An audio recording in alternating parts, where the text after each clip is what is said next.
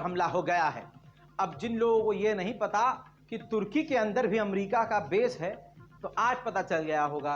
4 दिन पहले ही मैं आपको बता चुका था कि तुर्की क्यों मतलब गिरगिट की तरह रंग बदल रहा है, कभी कुछ कभी कुछ कभी कुछ कभी कुछ बोल रहा है। ये है वजह। सामने से भले ही वो अर्तुगरुल गाजी बनने की कोशिश करता हो, लेकिन अंदर से है कुर्दोगलू। दोस्तों, अपने ही देश में अमेरिका का बेस मौजूद है उसके, और आपको बताऊं, अर्दोगान ने खुद परमिशन दी है। वहाँ पर अमेरिका की तमाम ताकतें मौजूद हैं, यानी तीनों सेनाएं मौजूद हैं। हत्ता कि मैं आपको ये भी बता चुका हूँ कि अमेरिका के ड्रोन और अमेरिका के फाइटर जेट तुर्की से भी उड़ान भरकर इजराइल की मदद कर रहे हैं इस नरसंहार में। कुर्दोगलू कहीं का।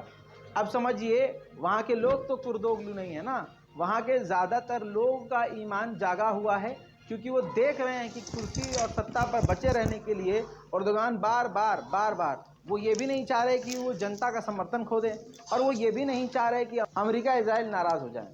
तो आप देख रहे हैं क्या चल रहा है। अब वहाँ की जनता ने जो तुर्की के अंदर, ये तस्वीर देखिए, तुर्की के अंदर जो अमेरिका का बेस है वहाँ पर अटैक कर दिया। भीड़ इकट्ठा हुई और वहाँ पर पत्थरबाजी, नारेबाजी के साथ वो भीड़ वहाँ पहुँच गई। उसके बाद तुर्की की ही सेना ने अपने ही लोगों के ऊपर हमला किया, सैकड़ों को गिरफ्तार किया, स्मोक गन चलाई, हवा में फायरिंग करी, लाठीचार्ज करी, जैसे तैसे अमेरिका के बेस को तुर्की ने बचाया। उधर लेबनान के प्राइम मिनिस्टर ने कहा है कि इजराइल जो हमारे खिलाफ, लेबनान के खिलाफ एग्रेशन दिखा रहा है, इसकी हम कंप्लेंट यूएन में डालेंगे। बताइए, यूएन खुद ही कुछ नहीं उखाड़ पा रहा है इजराइल का। सच्चाई ये है कि वो यूएन के चीफ एंटोनियो गुटेरेस से इजराइल कह रहा है कि इस्तीफा दो, क्योंकि एंटोनियो गुटेरेस ने साफ सुथरी बात कर दी, इजराइल के खिलाफ सारी बातें बता दी। तो वो देश जो यूएन को कुछ नहीं मानता, लेबनान कह रहा है कि हम यूएन में जाकर शिकायत करेंगे। बहुत बढ़िया, बहुत बढ़िया। आगे बढ़ते हैं दोस्तों। यूएन ने वैसे ही हाथ खड़े कर दिए हैं।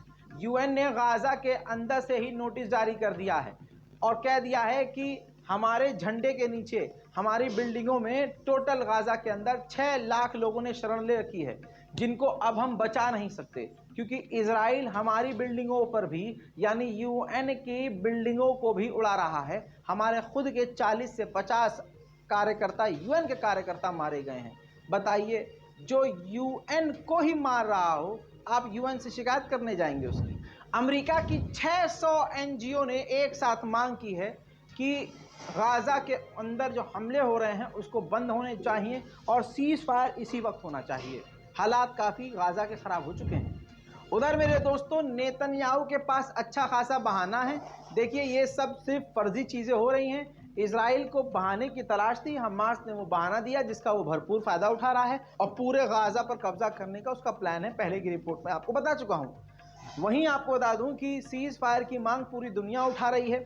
सारी दुनिया कह रही है कि सीज़ फायर हो, सीज़ फायर हो, सीज़ फायर हो। एक बार फिर से, बिल्कुल अभी कुछ देर पहले का बता दूं बयान आपको, नेतन्याहू ने कहा है कि जब तक 250 लगभग हमारे जो कैदी वहां फंसे हुए हैं, जब तक वो सारे के सारे वापस नहीं आ जाते, सीज़ फायर होगा ही नहीं।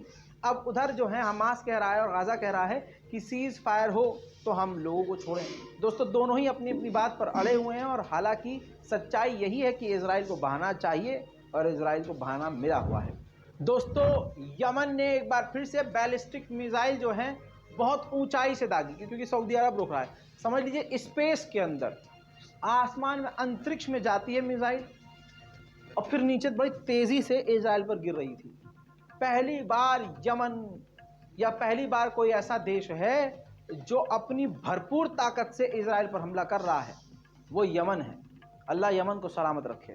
मेरे दोस्तों, आपको बता दूं कि पहली बार इजराइल ने भी अपनी पूरी ताकत का इस्तेमाल किया, क्योंकि हवा तो निकल गई थी कि भैया इतनी तेज़ी से मिसाइल नीचे आ रही है और अंतरिक्ष में इस वक्त मिसाइल मौजूद है, यमन की बैलिस्टिक मिसाइल। तो इन्होंने, इजराइल ने अपनी सबसे बड़ी, जो दुनिया की सबसे मजबूत एयर डिफेंस सिस्टम है एरो 3, उसको दागा अंतरिक्ष में ही। अभी यमन की मिसाइल अंतरिक्ष में है और नीचे से इजराइल की एरो 3 की मिसाइल अंतरिक्ष पहुंच गई और जाकर उसने अंतरिक्ष में ही रोका है।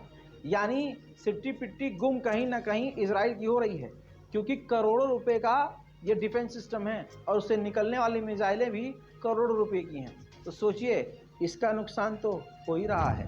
दोस्तों, इराक पहुंचने वाला है अमेरिका का विदेश मंत्री एंटोनी ब्लिंकन। इस पर इराक में मौजूद कतायब हिजबुल्लाह ने धमकी दी है। कतायब हिजबुल्लाह यहीं का इराक का ही संगठन है। कहा है इराक से अमेरिका का कोई लेना देना नहीं है और उसका यहाँ हम स्वागत नहीं करेंगे, जिससे साफ जाहिर है कि अमेरिका के विदेश मंत्री अगर इराक में उतरेंगे तो खतरे में पड़ेंगे। उधर ईरान के डिप्यूटी फॉरेन मिनिस्टर ने कहा है इजराइल पागल कुत्ता हो गया है। बिल्कुल पागल कुत्ते के तरह बिहेव कर रहा है। वो किसी की नहीं सुन रहा है और बस काट रहा है, मार रहा है और जुल्म कर रहा है।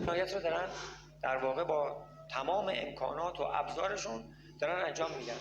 این جنایت هم چرا دارن انجام میدن؟ برای اینکه از مردم فلسطین که فکر نمی‌کردن یک همچنین به اصطلاح شجاعتی، ابتکاری و شگفت آفرینی رو داشته باشن دارن انتقام میگیرن. اگر شجاعتی، ابتکاری و شگفت آفرینی رو داشته باشن دارن انتقام میگیرن.